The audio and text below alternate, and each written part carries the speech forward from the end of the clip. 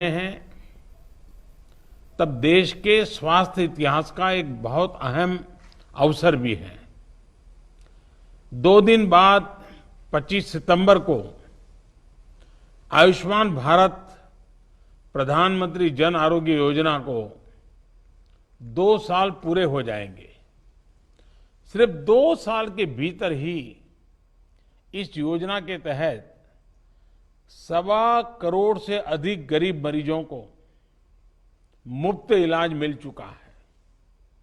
मैं आज इस कार्यक्रम के माध्यम से आयुष्मान भारत योजना के माध्यम से गरीबों की सेवा करने वाले सभी डॉक्टरों, मेडिकल स्टाफ की भी विशेष प्रशंसा करता हूं। साथियों, आज की हमारी इस चर्चा के दौरान अनेक ऐसी बातें सामने आई हैं जिनसे आगे की रणनीति के लिए रास्ता और अधिक स्पष्ट होता है। अब जैसे देखिए, देश में हमारे 700 से अधिक जिले हैं, लेकिन जो आंकड़े बहुत बड़े बड़े हैं और चिंता कराते हैं देश को, वो सिर्फ 60 जिले हैं। 700 से अधिक जिलों में से सिर्फ 60 जिले, और वो भी 7 राज्यों में। अगर हम इन 60 जिलों पर बल दें, क्या मैं आप सभी आदरणीय मुख्यमंत्री जी से एक सुझाव दे सकता हूं क्या?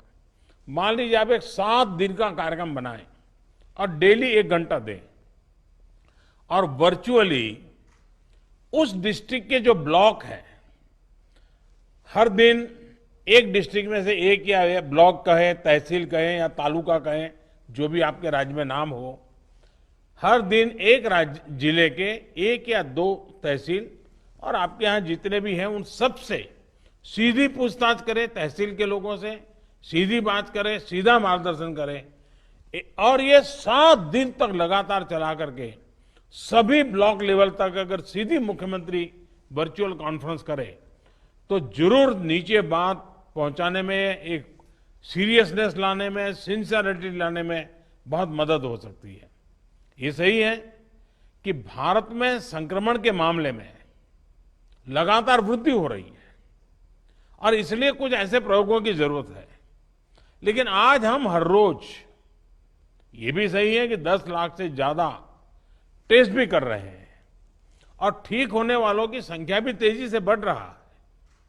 अनेक राज्यों में और राज्यों के भीतर स्थानीय स्तर पर भी कई नए नए प्रयोग हुए हैं, बेस्ट प्रैक्टिसेस देखने को मिल रही है।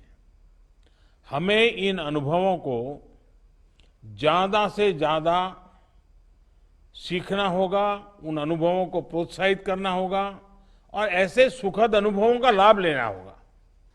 साथियों, बीते महीनों में कोरोना के इलाज से जुड़ी जिन सुविधाओं का विकास हम सभी ने मिलकर के किया है, वो हमें कोरोना से मुकाबले में बहुत मदद कर रही है।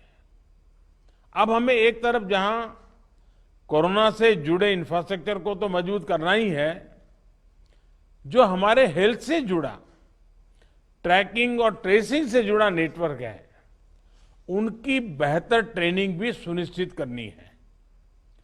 आज ही कोरोना स्पेसिफिक इंफ्रास्ट्रक्चर के लिए state disaster response fund SDRF, उसके इस्तेमाल पर भी एक अहम फैसला लिया गया है। कई राज्यों ने इस बारे में आग्रह किया था। अब यह तय किया गया है कि SDRF के इस्तेमाल की लिमिट को 35% से बढ़ा करके 50% कर दिया जाए। इस फैसले से राज्यों को कोरोना से मुकाबले के लिए और ज्यादा राशि उपलब्ध हो सकेगी। एक और महत्वपूर्ण बात मैं आपसे करना चाहता हूं। प्रारंभिक काल में हमने जो लॉकडाउन किए, उसका बहुत लाभ मिला है, दुनिया में भी उसको सराहा गया है। लेकिन अब हमें माइक्रो कंटेनमेंट जोन पर ही बल देना चाहिए।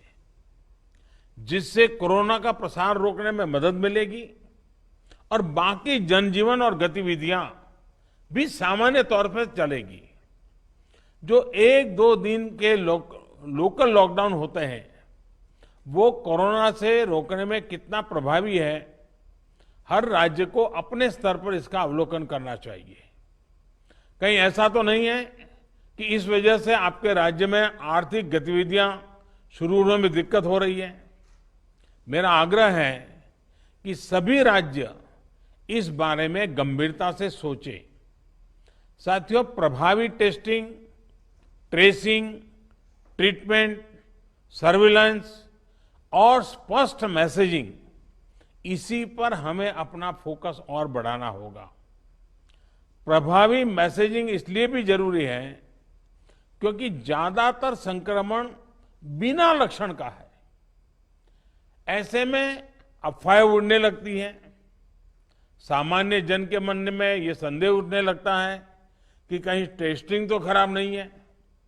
यही नहीं, कई बार कुछ लोग संक्रमण की गंभीरता को कम आंकने की गलती भी करते लगते हैं, जैसे हमारे कैप्टन साहब ने कहा।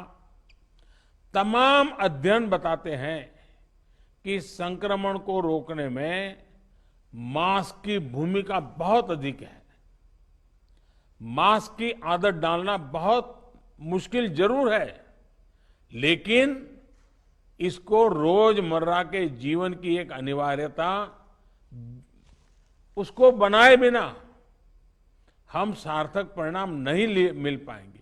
और जैसे उद्धव जी ने बड़ा सिंपल चश्मे का उदाहरण दिया, यही तरीके से सोचना पड़ेगा।